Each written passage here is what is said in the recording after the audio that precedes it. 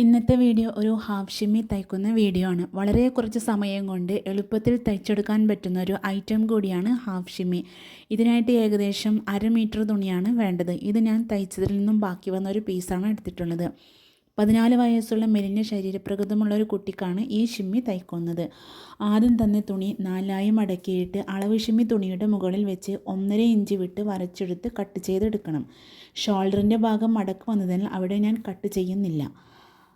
Front neck ഇറക്കം 5 inch, വീതി 3 inch, back neck 4 inch, ഇത്രയുമാണ് നെക്കിൻ്റെ അളവ് വരുന്നത്.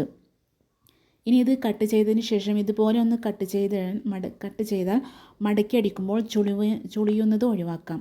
ഷോൾഡറിൻ്റെ ഭാഗവും ഇതുപോലെ കട്ട് ചെയ്ത് മടക്കി അടിക്കാം. ഇനി രണ്ട് സൈഡും ജോയിൻറ്റ് ചെയ്തതിന് ശേഷം അടിഭാഗം മടക്കി അടിച്ചു കൊടുക്കുന്നു.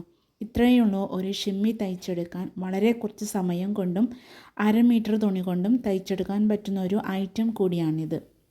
അപ്പോൾ ഇത്രയേ ഉള്ളൂ ഇന്നത്തെ വീഡിയോ. ഇഷ്ടമായാൽ ലൈക്ക് ചെയ്യണേ.